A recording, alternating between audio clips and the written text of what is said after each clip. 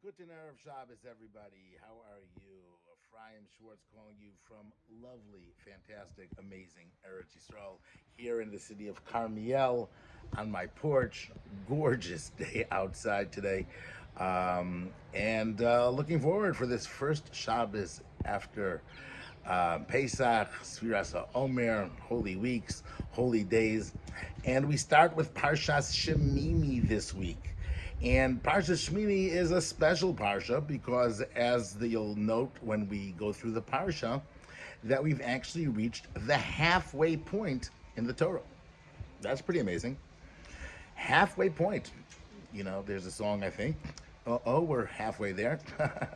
Showing my little knowledge of secular culture out there.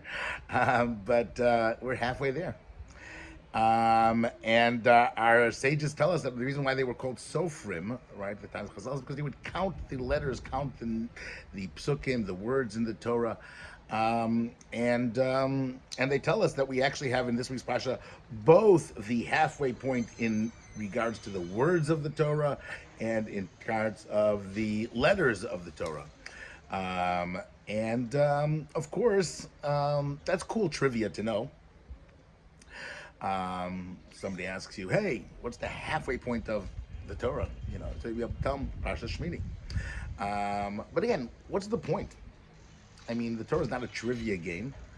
It's not a gematria or anything like that. Why is it so significant that Gemara tells us this, that people are called the Sofrim, the holiest people would count that? Why is it so significant that we have to know where the center point of the Torah is? Some of the commentaries explain, and certainly as a tour guide, we know this, that here in Eretz Yisrael, we're told that Eretz Yisrael is really the center of the world. It's where everything starts, right? So Hashem created the world from the Har HaBayis, from where the Temple Mount is, where the Mizbeach is. Again, the reason why we knew that is because really that's the center of everything. If something's the center, the core of everything, everything sprouts out from there. And so therefore, when the Torah tells us that this is the center point, our sages wanted to understand, right? Well, where does it all come from? What does it all come down to? What's the nekuda hamerkazit, as they say here in Hebrew? And so therefore, they put effort into figuring that out. However, I guess we have to understand, let's take a look and let's try to reveal why it is that this is the center point of the Torah. So, by the way, interestingly enough, there are those that will actually, I don't know if any of you are sofrim, but we'll try to count the words or the letters in the Torah, and you'll actually see it doesn't work out. So these are really not. And there's commentaries that explain that. Rabbi Yitzchak Zilber has an incredible idea that it's really the double letters in the Torah and whatever. There's ways of working out mathematics, but that makes it even more interesting. Is that what they're telling us is that although this may not be the letters exactly or the word exactly, but for some reason, in some way, this really is the center point. And so then we certainly have to try to figure out what this is and why this is.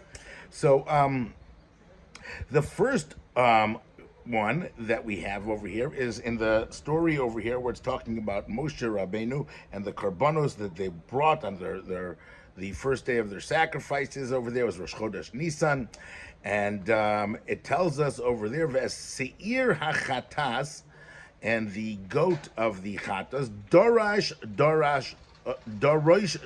Moshe.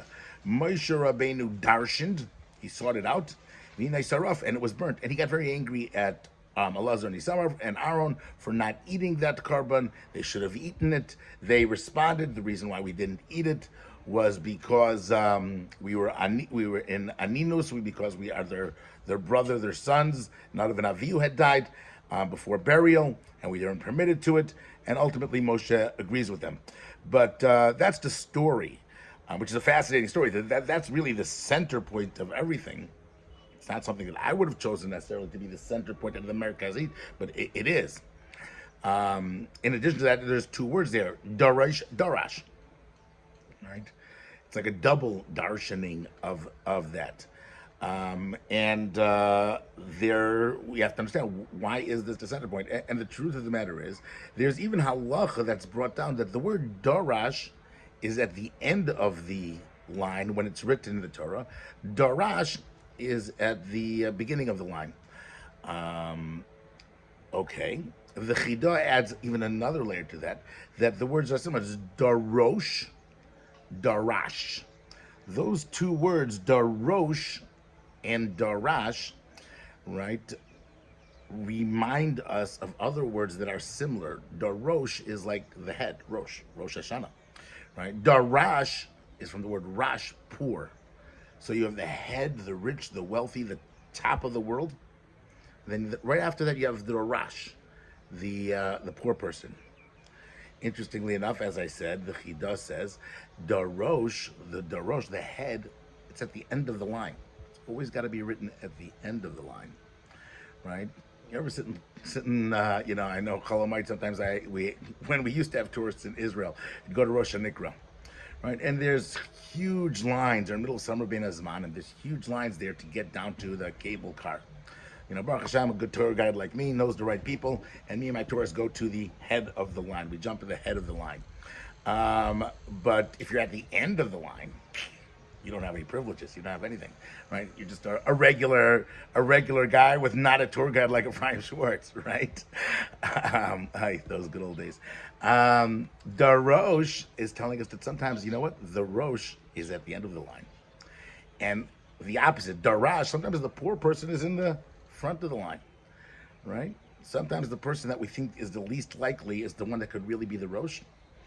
And sometimes the person that is not as likely, right, that looks humble, that looks poor, he's all the way at the top. It's an olam hafuch. So the world does not appear.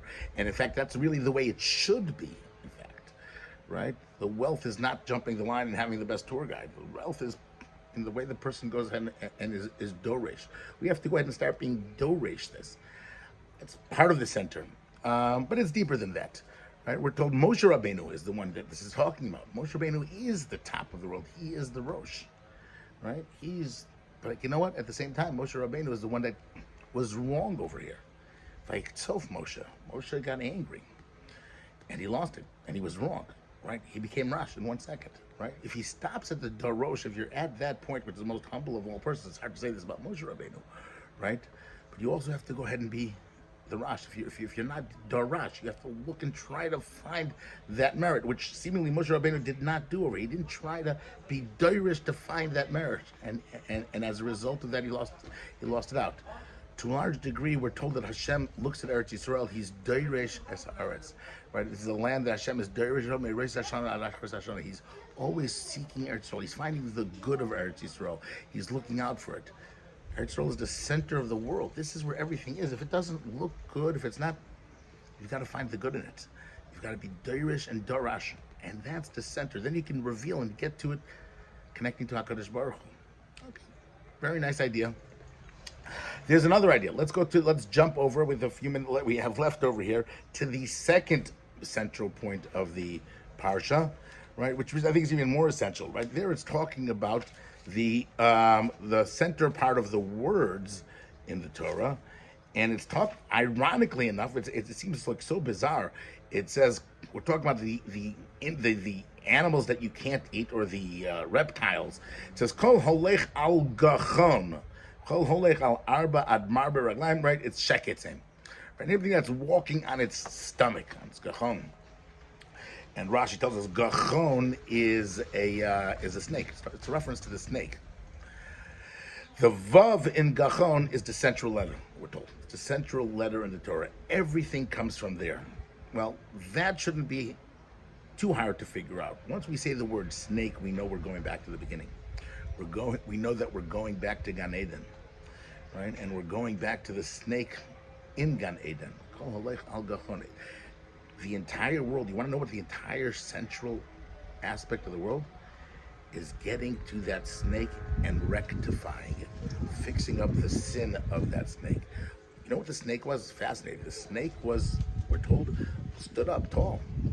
Right? It had feet, right? Before the sin. Its punishment was that it's going to have to go on its belly after tempting man. Right? Gachon is upright, right? And the snake was, because it made man's sin is now going to be eating the ground. It's not going to be connected. The dirt is going to be all over. It's going to be connected to not seeing Hashem, not standing upright. We as well fell down when we sinned at that point in time, but we're not on our bellies. We're still standing upright. We're still connected to Hashem. We're indifferent than snakes. Sometimes we feel like we're down low, but we have to go ahead and realize that we're gachan. We're upright like that, and we have to stand up, and we have to pick ourselves up again and again and again and rise up, and that's how we fix the snake. Hashem created the snake to tempt us, but only to give us a challenge that we're going to be able to grow from, right? How do we grow from that? How do we conquer that Yetzer Hara? Going back to the first part, Darash, right? We go ahead and we learn the Torah. We seek and we grow and we continue, and we're never satisfied, right? It's interesting. If you look at that pasuk, it's even more central. Veseir hachatos, and the goat of the chet, of the sin, Darash. Moshe Rabbeinu studied and went back and forth to get to that sin, to go ahead and to rectify it, to keep growing, to grow. And what happened? V'hinei sarayf, and it was all burnt up. He fixed it. He was able to rectify that sin. That's really the pathway to going ahead and understanding the central Torah. All of the Torah, everything that we have. In fact, the central letter Gachon is a Vav. We're told the Vav represents the Shisha Sidrei Mishnah. Learning Torah, learning the Talmud, growing. And that brings us up and up and up and connecting us to Hashem. It's that Vav that starts down here at this world from all of its challenges, and it makes us to the Rosh. It takes us from the Rash, from the poor, from the one that had everything taken away from them, and it'll bring us up to the Rosh, to the head. What an incredible idea. That's why they were called Sofrim. Sofrim are the one that can count and count and count and grow and grow and grow. We're in the period of sefirat haomer now. This is the time when we count, when we grow up from the behema, from the carbon haomer, all the way up to the bread, to bring that chachma down to the world. Hashem should go ahead and give us the strength to pick ourselves up from the bottom and to grow and to bring His glory down to this world, to fix the sin, and then we can learn the end of the Torah, the second half, together in the Beis HaMikdash. Have an incredible Shabbos. And stay tuned next week, by the way, for Mishpacha Magazine. My newest column should be coming out. So hope you'll enjoy that as well. Subscribe to my weekly email, rabbischwartz@yahoo.com.